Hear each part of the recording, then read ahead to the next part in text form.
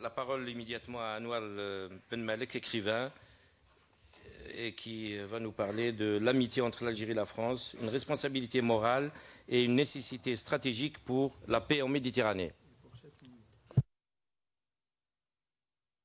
Évidemment un titre très pompeux, mais l'endroit s'y prête.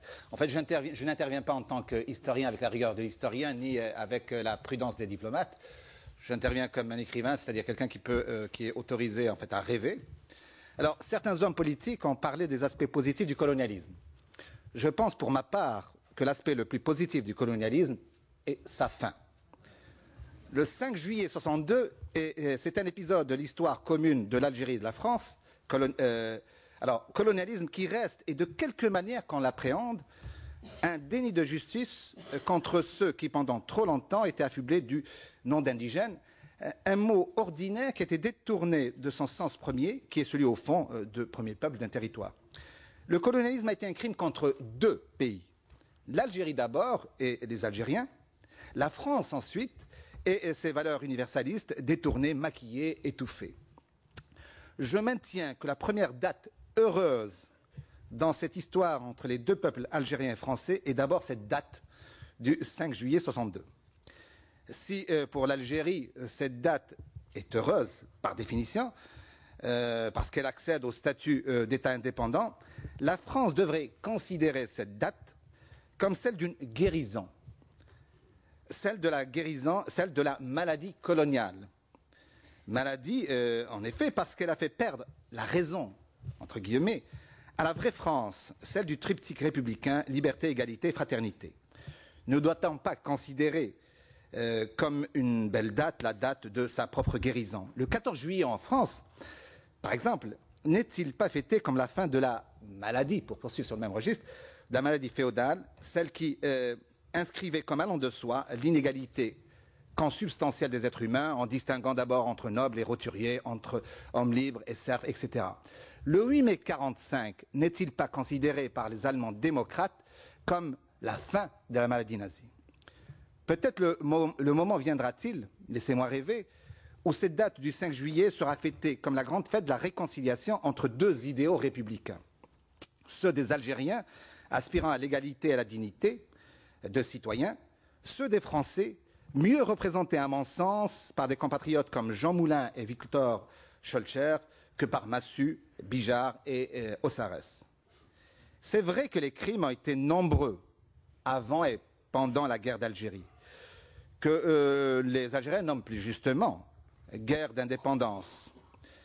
Crimes, par exemple, des premiers temps de l'occupation, des enfumades, de la spoliation des terres, de l'inégalité, de l'injustice inscrite dans le marbre du code de l'indigénat. Crimes des années 50, de l'armée française contre les villages algériens bombardés au napalm. La torture érigée en système dans les si mal nommés départements opérationnels de sécurité.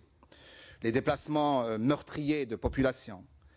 Tout cela pour faire prévaloir une prétendue supériorité raciale qui ferait des conquérants de 1830 les propriétaires de droits divins de ce territoire béni par la géographie et la géologie qu'est l'Algérie.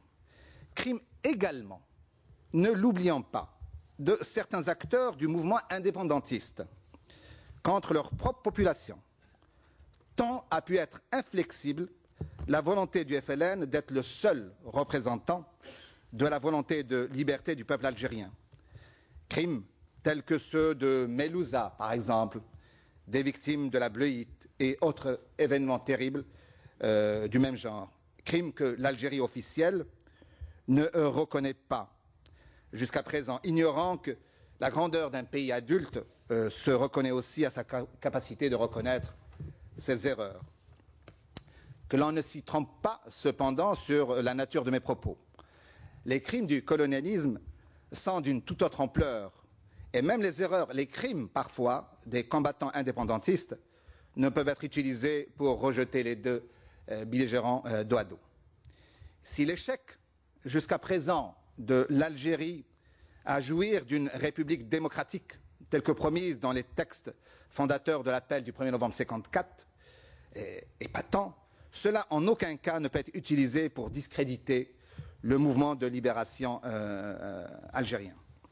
Cet échec terriblement actuel a implanté des usages démocratiques dans la gestion de l'Algérie, cette prédation généralisée dont on a pu accuser à raison souvent beaucoup de hauts dignitaires algériens, tant civils que militaires, cette incapacité à sortir d'une gestion patrimoniale de l'Algérie est et reste une affaire intérieure algérienne. Il y a suffisamment de forces vitales en Algérie pour inéluctablement changer tôt ou tard cet état de fait. J'y crois profondément, malgré les années de terreur que l'Algérie a pu vivre dernièrement, malgré le désespoir qui a pu souvent nous saisir, malgré les 100 à 200 000 morts de la période récente. Nos deux pays ne sont plus des pays innocents. L'histoire, la sale histoire des hommes, les a déniaisés. Pays frontaliers, la mer Méditerranée en ce XXIe siècle débutant ne suffit pas à séparer deux pays. Condamnés à se supporter, la France et l'Algérie devraient au contraire choisir de faire de leur terrible histoire commune et de leur proximité géographique un atout et choisir la voie de la grandeur.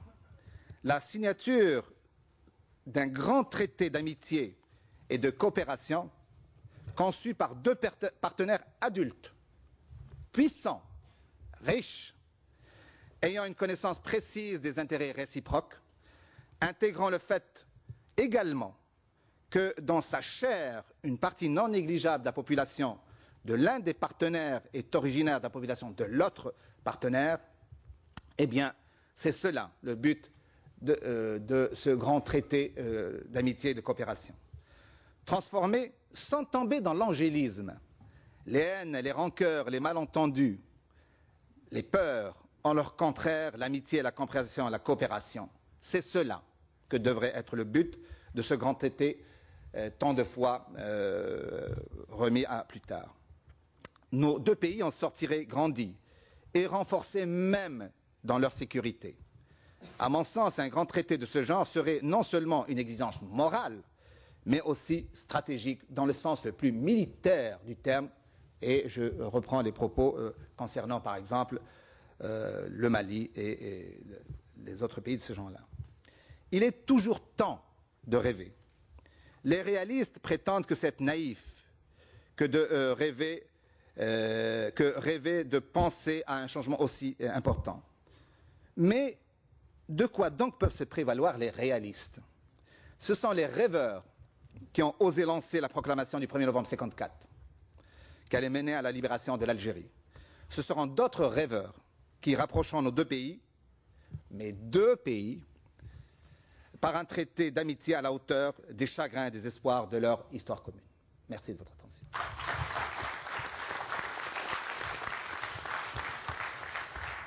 Vous constatez qu'il y a beaucoup d'optimisme par rapport au débat de ce matin et de début d'après-midi.